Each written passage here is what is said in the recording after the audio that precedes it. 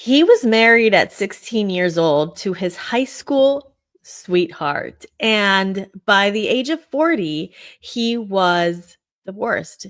But through that, he experienced some mental health issues that he now utilizes as something that drives him forward for his purpose.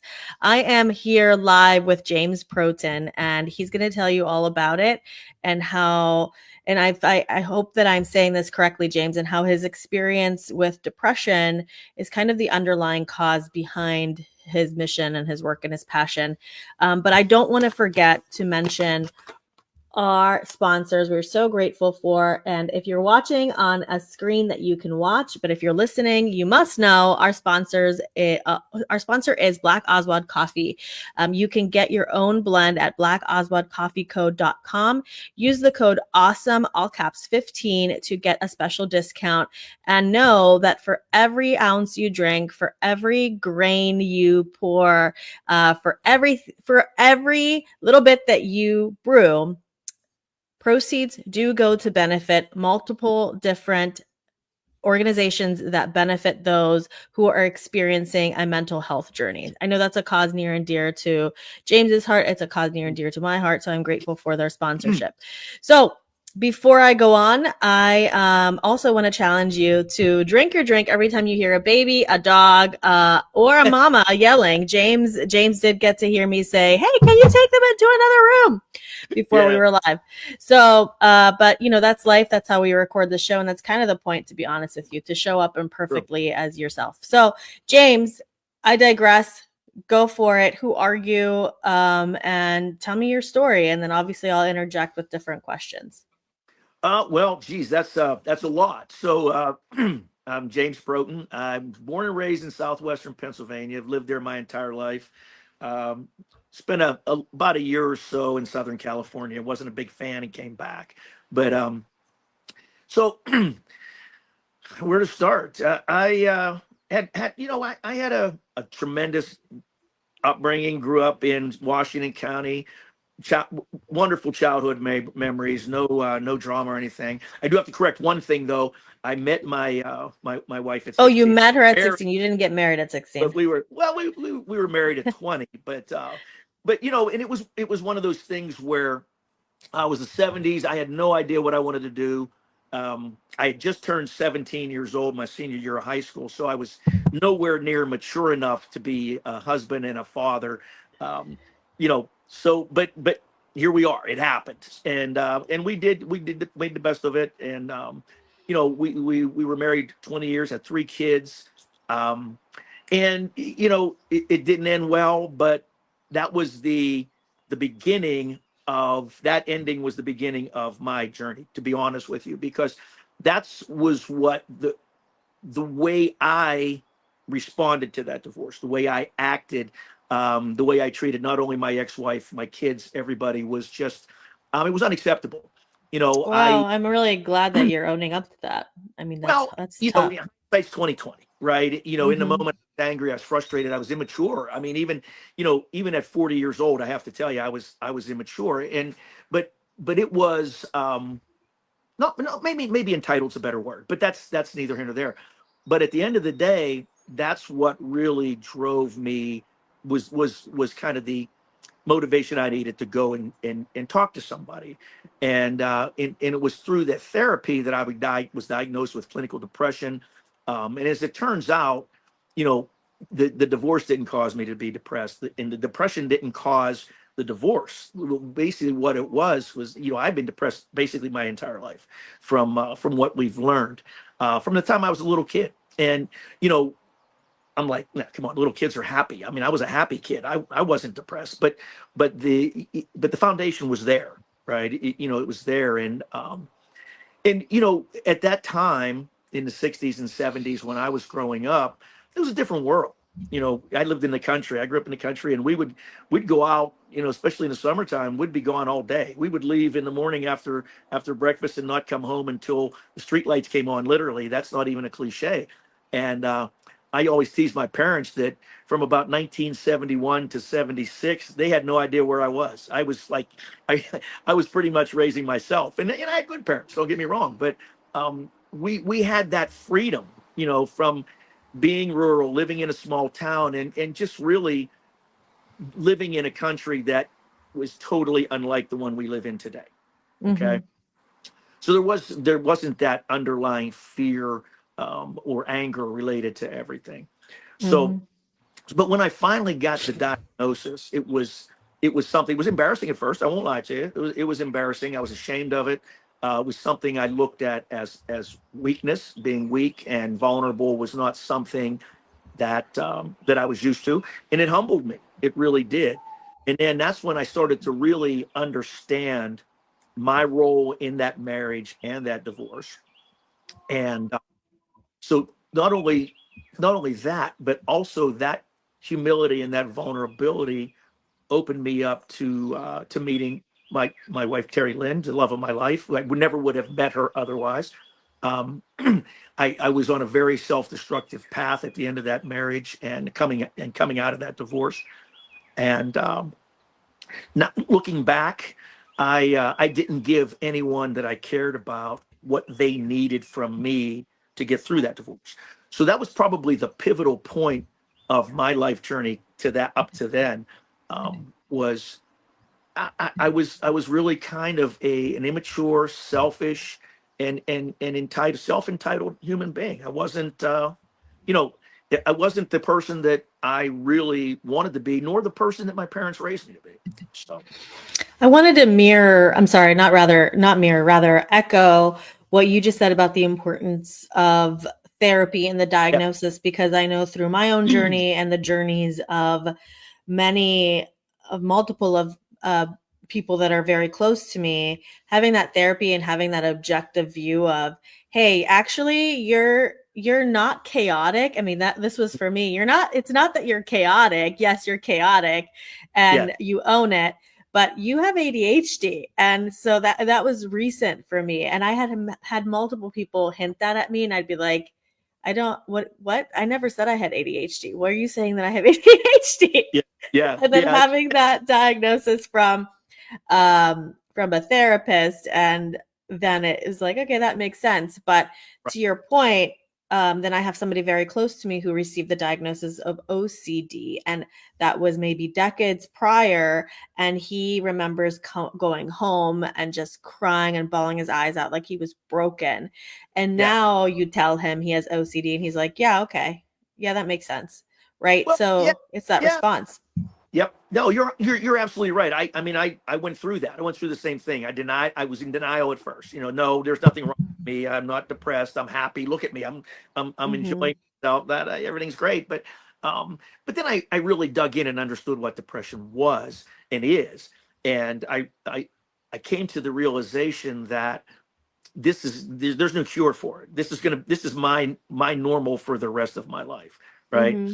So obviously you can medicate it. There's a lot of things you can do to manage depression, but the most important thing you have to do is accept that it is part of you, and you have Yeah. to, and then you're free to accept yourself. You Yeah. know, self acceptance is where everything starts. That's the most critical piece to any journey. You can't change anything. You can't improve anything.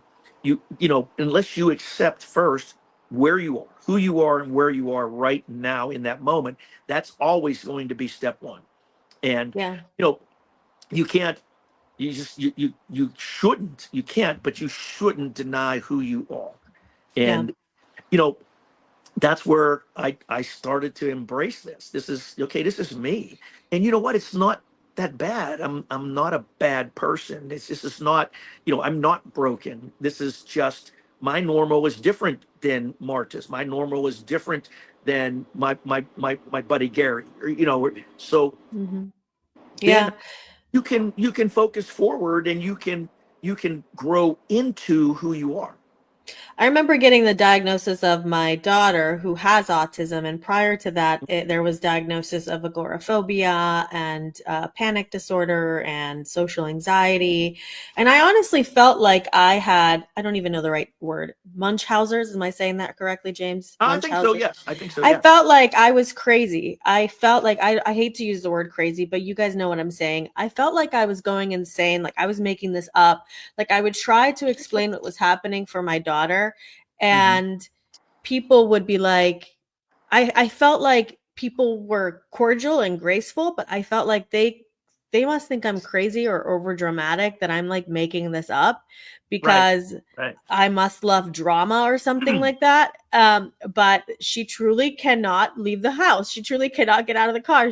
For her, going into that building is truly the most frightening thing ever. No, Oh she's not yeah. spoiled. Yeah. No, she's not seeking attention. She hates attention. And so finally then getting that assessment and that diagnosis of, oh, she has autism, for me it was a huge feeling of relief, It's a and it relief. made Yes. total sense. Yes. And it goes all the way back to when she was a child, and Hmm. so much makes sense. And so I think it's so helpful to have that diagnosis. 100%. And she's way better now. I mean, she's like, she just goes into with church like it's nothing now. I mean, it used Yeah. to be a huge ordeal to just get her to go to church. But what do you think about the thing that people say that now it's over, everything's overly diagnosed? Do you feel like, well, people are just more aware now? I think it's a combination of people are just more aware now, and now we actually I have think it's both. I think it's a little of yes, both. I yes, agree with it's a that. little both. Yeah. Yeah, I agree And with it's that. also environmental. What do you think about that? Hmm. All that? No, I think you're spot on. I do think, while I have tremendous respect for the medical profession, I do think that we do overdiagnose things. But I also believe that we've come a long way, even though we have a long, long way to go, we've come a long way with the awareness and acceptance of what mental illness actually is. Um, you know, when I first was diagnosed with depression, I never considered that to be a mental illness. That's the thing. Mm-hmm. It's depression. Oh, yeah, okay. But once I learned about it, because I figured if this is going to be with me for the rest of my life, I better know what the heck I'm talking about. So that's when I realized, and I learned through research, that yes, it is a mental illness. But the thing about it, you want to talk about relief. You know, a, a, a switch didn't get flipped, and I wasn't better overnight. That's where the journey started, was with that diagnosis. Okay, and Mm-hmm. that's almost 20 years out ago now. But and I'm still working through things. I've come a long way, but like I said, I still have a long way to go. But that totally made my life up to that point all of a sudden made some sense. you know Things that I questioned, behaviors, habits, specific experiences where I reacted a certain way, all of a sudden that stuff made sense. you know so I think the awareness piece is really, really cool, but it is environmental. There's a lot that goes to that. My I think a lot of my issues started, and I'm not one to blame mom or dad, right? My parents did the best they could. Were they great parents? Probably not. Were they bad parents? Probably not. But they did the best they could. But I think what really started things going, what if you want to call it, wrong for me, was I had too much freedom when I was young. I was way I was I was wise beyond my years in a lot of different ways. I was very aware of life, of adult life, as a child. You know, when I was 8, 9, 10 years old, I was very aware of sexuality and different things that probably at my age I had no business knowing. I was exposed to those types of things, and that brought itself out later in life. Infidelity and different things like that. That I don't know that I don't blame anything or anybody or any circumstance for my behavior at all. But I I led into things that I may not have, had I not been exposed to those things as a child. because it became something that was normal for me. That a no, Oh, we no, just lost you for a sec. Go ahead. yeah, no, a call came in. I'm on my phone because I couldn't get on the internet with my Well, laptop. I love it. You're in Tennessee in a cabin, living your best life, the best thing you can do We're for mental trying. health. We're trying. But Yeah. so that was really, I think, was a big issue. But and I didn't realize all of that until much later, until I was in therapy and diagnosed with the depression. Then I thought, then I was able to talk through that and think through it, that that played a role in this, in my spiritual journey and my morality. That compass was a little bit skewed because I thought things that I had known and seen, and was normal behavior, and it wasn't. Mm-hmm. So all those things contributed to where I was at that point in my life, in my mid 40s, where I basically was starting my life. I mean, it's like starting over. So and I was blessed to meet Terry Lynn. She has been the most important person, even more so than any therapist or doctor or anything. Terry Lynn has really been the most important person in my life in the last 20 years. There's beyond any doubt, um, because she holds me accountable. She Yeah. calls BS on me when she needs to. She supports me when she needs to. She nurtures when she needs to. But she also understands the triggers and those things that are still, right beneath the surface. So I wouldn't be here. I wouldn't have written a book. I wouldn't have been so comfortable in my own skin like I am now, even talking about this, if not for her. I wanted to share a couple things with you, but first, I just want to make sure that I give another shout out to our sponsors Absolutely. because I'm just so grateful for them. And every ounce that you drink of Black Aswad coffee does go to benefit organizations that help those And that's who are awesome. experiencing mental health journeys. You can get your coffee at blackaswadcoffeeco.com. Use code all caps awesome 15 for a special discount. But a couple of things that you said resonated with me. Number one was, I've been with my husband since I was 15. Hmm. And also, I had a lot of freedom as a child. I remember as like an 8-year old, I lived in Italy, and the places that I would go, I now go back as an adult, and I'm like, I walked this far by myself on a daily basis. I now have an 8-year old, a 10-year old, a 3-year old, Right. a baby. So I'm like, that's mind boggling. But I've gone the opposite direction of overprotection with the schools I choose, and because then I was Oh, I also did. Yes. I was also exposed to sexuality way early. I mean, the things that I was doing as a 13-year-old are baffling to me, I still have I'm so uncomfortable talking about it, but I think it's Hmm. important. It But is.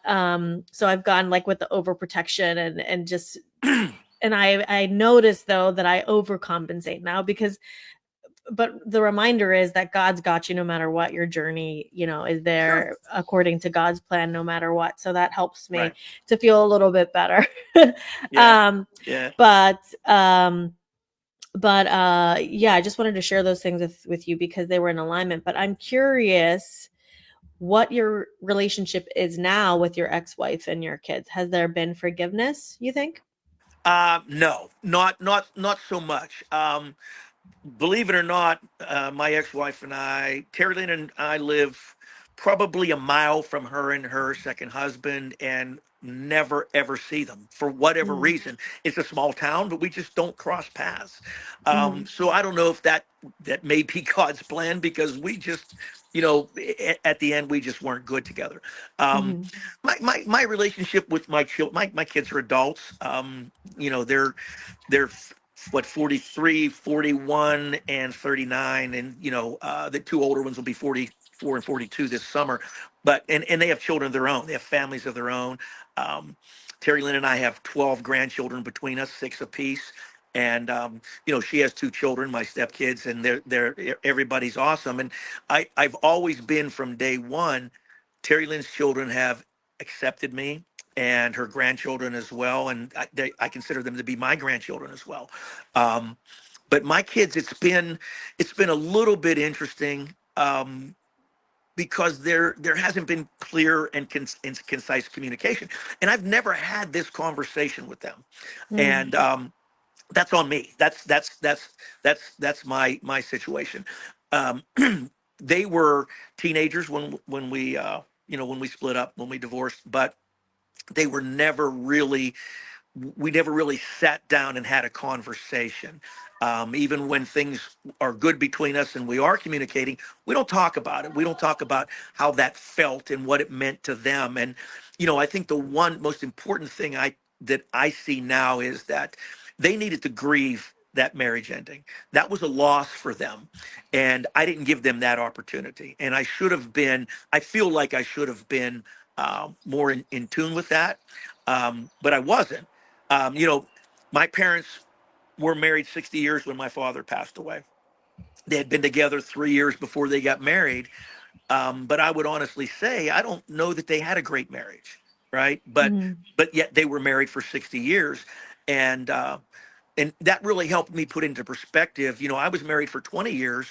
Um, it wasn't always good, but it was good. There were good parts. It wasn't a bad marriage from start to finish. It declined and it went off the rails, largely due to my situations. Um, but I think that the most important thing to me was that I've done that I would do again is I would communicate better with my children, because I don't think I've given them a platform for forgiveness. I think they accept me and accept what happens. I have no doubt that my children love me, but there's a barrier there, and it's a communication barrier, and that's the one thing. As far as that divorce, that if I could change, I would change. I would communicate better with them at that particular time. What do you think keeps you from having that conversation now and saying, "Hey guys, I just Um, wanted to say this to you"? so I have two daughters and a son. Mhm. I've basically have kind of had this conversation with my son, and Oh, he and okay. I have the best relationship of the three of them. Mhm. Um, I don't know that my girls. Um, I don't know if they're really ready for that conversation, even though it's been 25 years. I'm not sure that that's something that I don't know. I think we'll have that conversation in the future, but I don't real like I said, I don't know that I've given them the platform to have it. Right? There's Mhm. still kind of a wall there with my girls and I, and I think, and I don't know if it's a father son thing or whatever, but I think my son has been more accepting of, and I've been able to be more open with him. Mhm. um the relationship with fathers and sons and fathers and daughters is really two different things. Mhm. It's two different relationships, and they're nothing alike. And Mhm. I think your husband would tell you the same thing. um you know and I didn't realize that when they were little. They were my kids. I treated them the same. But as they've become adults, you can't treat them the same because they're not. So I think that my son really, more than I've given him the platform to forgive me, he found his way to me, to the middle ground, right?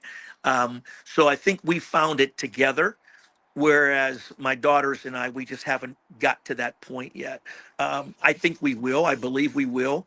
um, they're, they both, again, they have lives, they're moms, wives, and all those things, and they're raising children. So and they're both have professionals. One's a teacher, the other one's in human resources. They have professional lives and everything. So I don't know that what that relationship would be like, even if the divorce hadn't happened and that estrangement hadn't happened. But we'll see how it goes. That's Yeah, I to hope be you guys determined. get to yeah, I hope you guys get to have those conversations and you get to heal. That would be beautiful, but obviously all in God's will and God's plan, right? Whatever's meant to happen.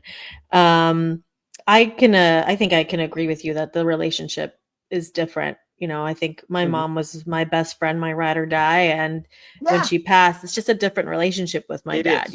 I don't confide in him the same way that I confided with my mom, and I'm with him all the time.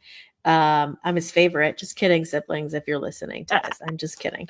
And then it's the same for my husband and his dad. They're, when they're together, it's like, okay, there they go off on their own, talking about cars, watches, colognes. Whatever it is, right? Whatever it Yeah. is. Yeah. So I can agree to that. And it's certainly a different relationship between my daughter and and I have 5 sons, and then I have another daughter. So I hear you on all that.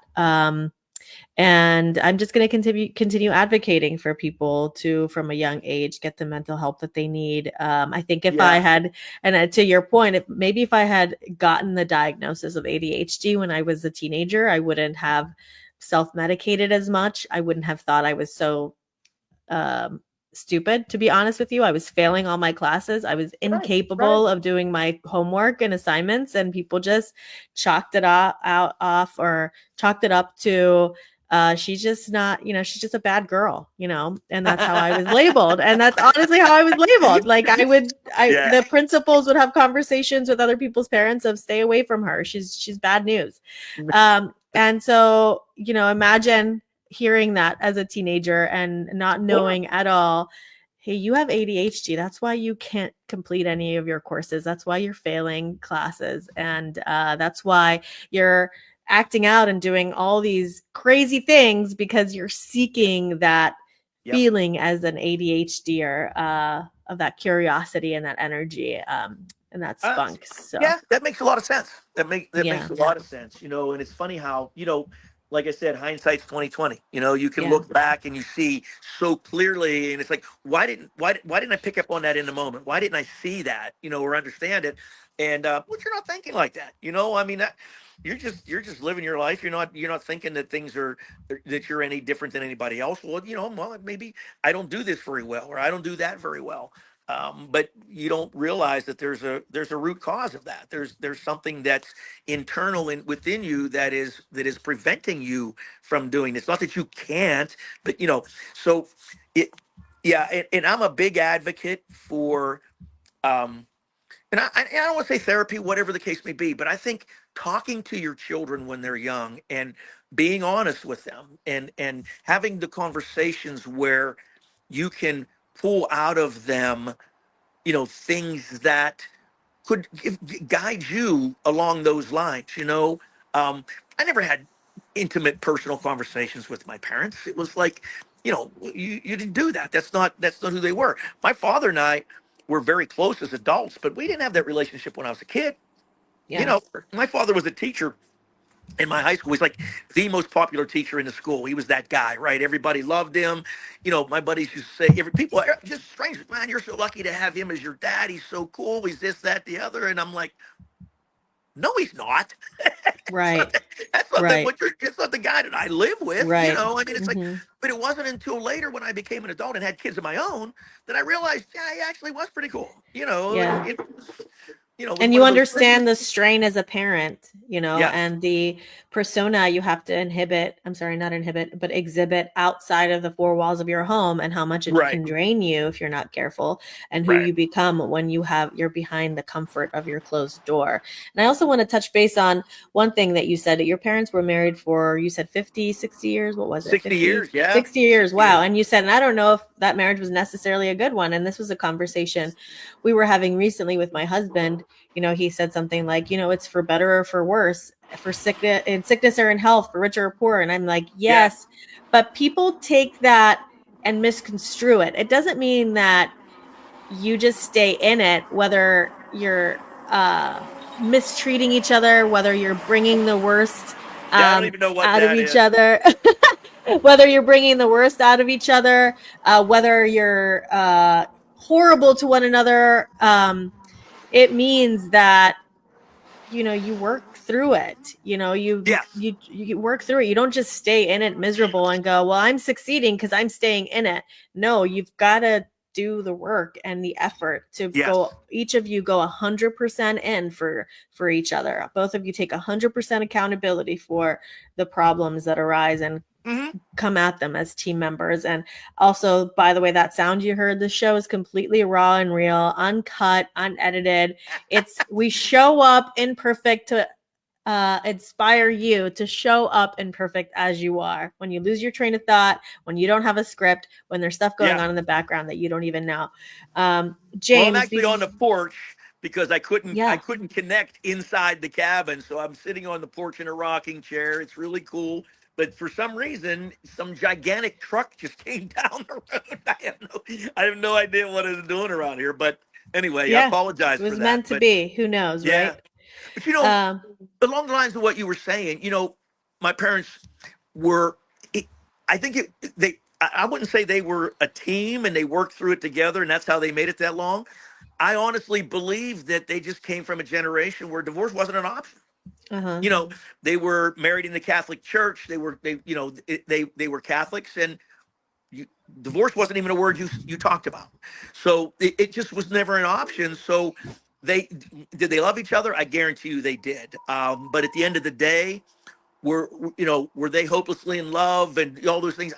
Not definitely not at the end. And it was a. I wouldn't say it was a good marriage or a bad marriage because I wasn't. I have no right to say that, right? But from my perspective as a kid growing up, and even as an adult from the outside looking in, I would say it wasn't all sunshine and rainbows, but but they endured it, and I think it's more that than they worked through it or they celebrated or anything like that. They endured it, Mm-hmm. and you know, I have no doubt that had my father not passed away, they still would be married. He's been gone be 8 years this month, and so Mm-hmm. they'd be looking at 68 years because Mm-hmm. that was something that you just endured it year after year, and you put it through, and but it's a different world now. I mean, what is it like? Half of all marriages in this country end in divorce. I mean, it's an easy Yeah. thing to do now. It's not. Um, there's no And taboo. unfortunately, then the other half is, you know, maybe in enduring it and just thinking they're staying married just to stay married. So I hope that we're completely diverting from the main topic here, but this is an important point. I hope that if you're in a marriage and you're struggling, that you don't just endure it, that you work through it, Mhm. that you take time for one another, that you seek help, that you take 100% accountability for your own actions. And I just, that's such an important topic to me because there have been times in my own marriage in the past where it was totally toxic and I was not taking accountability. Sure. And I was like, I'm perfect. What do you mean? I'm like a gift from God to you. I do not understand why you're not obsessed with me. People on social media tell me I'm awesome. I don't Yeah, get yeah. it. you You need to talk to those people because they know better. You know? know, but that plays right into mental health, right? Because if you're in that type of relationship, whether it's a marriage, a friend, just whatever it is, because relationships all have those moments. Any Mhm. relationship has those moments. But when you're in that, you don't realize that you are slowly, gradually losing pieces of yourself, and Mhm. that plays on your mental health. Something, Yeah. you know.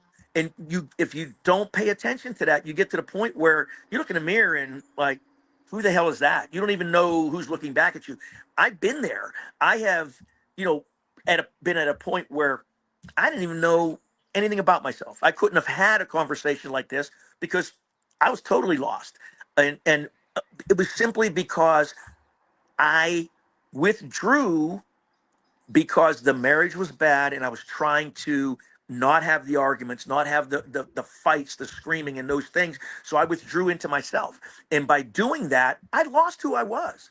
And that was really when the signs of the depression really started coming out because I would I'd come home from work, eat something, say hello to the kids, and go to bed at like 7 o'clock because Mhm. I didn't want to deal with Mhm. things. And Mhm. so you can't endure anymore. That's not the right way to go. That's not the medication that you need. If Yeah. you're in that relationship, go talk to somebody, and Mhm. maybe you then realize that, okay, here's my role in it. Yes, I get that. And once you are accountable, once you accept your role, then you can sit down with your partner, your friend, whoever it is, your wife, husband, and you can really have a conversation, then you can come from a place that is really you. You say, okay, here's, I know what I'm bringing to this. Here's what I'm doing, and I acknowledge that. But here's what I'm seeing from you. This is what. Let's talk about this, and we can get on the same page. And here's what I have. Here's what you have, and then you can talk about the connection you have with each other without arguing. Right? I've already acknowledged my shortcomings. You're going to agree with me because I know what I'm bringing to you, and I know why this is happening.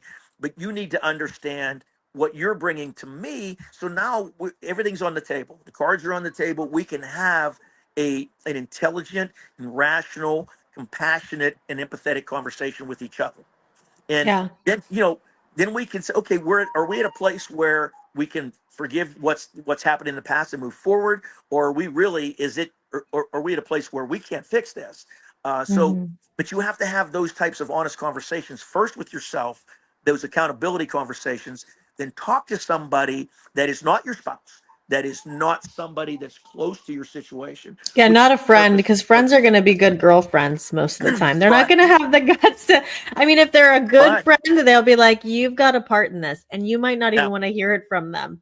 Uh, yeah, but also, you've got friends who will just not have the guts to tell you that you're playing a part in this, yeah, and then they yeah. might say it behind your back. So speak to an objective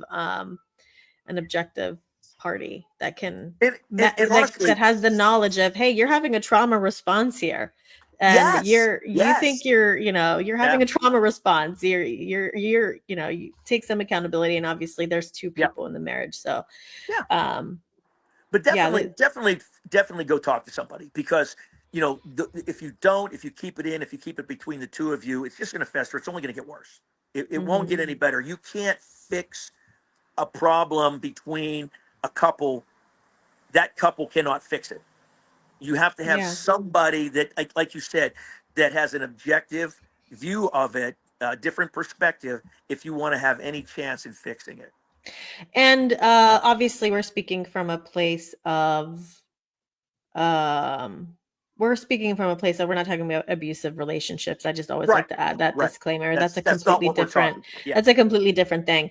But also, I've just been rereading for the second time The Big Leap by Gay Hendricks, Hmm. and portion that he talks about marriage is that oftentimes we're not operating from a zone of genius, from our zone of Right. genius, right? So we're not fulfilled in career, we're not fulfilled in what we're doing professionally, we're not following our mission, our passion, our purpose. And so Hmm. then we act out in our marriage because to your point, James, speaking of infidelity, um because we're kind of seeking that thrill that we're not getting because we're not, maybe you were Right. suffering from depression, and maybe you weren't operating your zone of genius. You're going to bed by 7 because you just can't deal because Sure. your life isn't aligned. Would you agree with that? Oh yeah, 100%. That's spot on. It's spot on. Yeah. And you the accountability, acceptance, and accountability are so important. Not in a relationship only, but just in your own life. We kind of tend to have a tendency to deflect when we do something that we know is wrong, but it can't be. I didn't do that. It can't be my fault. It's got to be somebody else's fault. you know Hmm. I wasn't going to talk about that, but Martha made me. She drove me there. She pushed me. She didn't give me any choice, so I had to talk about it. No. I, I, I'm talking about it because I'm accountable for my life and for my actions, and everything that has happened in my life I had a hand in.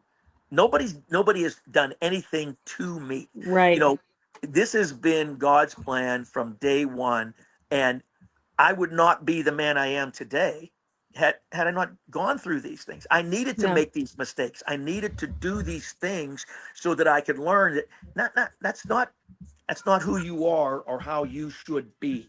It's not how you treat people. It's not how you treat yourself. So all of those things happened for me, and it's been a blessing. It has been a blessing, and but I don't. I've had a hand in every single thing that has happened to me, negative or positive, and Yeah. you need to be accountable for that. So Right. accept the things that have happened, accept who you are, and be accountable for those things. Yeah, I hear you. So, guys, we're going to wrap it up. I think this has been one of my favorite episodes. So, thanks, James, for making the time, even though you're traveling. And I don't want to forget to give one last shout out to Black Aswad Absolutely. Coffee. And don't forget to Please, send me that link because I would like to I'm try. gonna.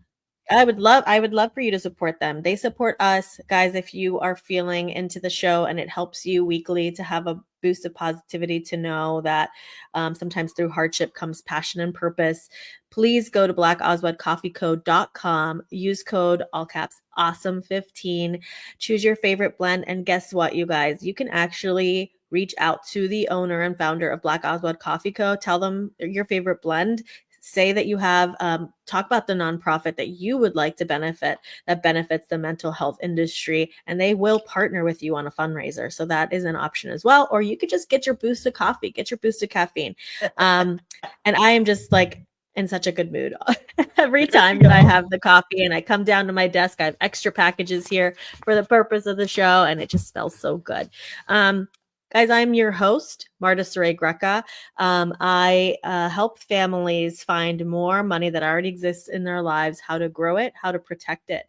And also, I am the founder of Whole Truth Communications, who that is a new enterprise that I'm partnering with, Emmy Award winner, photographer of things like inauguration ceremonies, my brother, Michel Saray, in marketing and media productions, and we produce this show.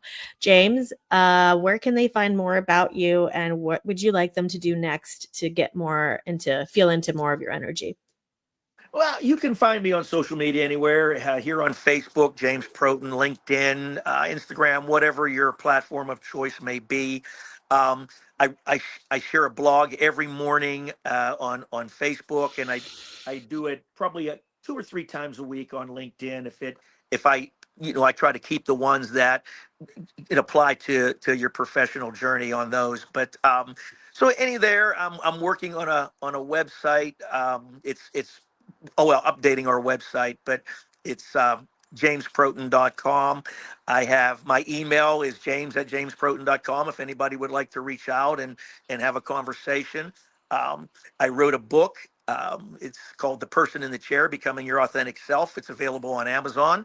Check it out. It's really a lot of what we talked about today. It's about my journey to where I am, and I've started a second book just basically calling it "The Person in the Chair." The journey continues.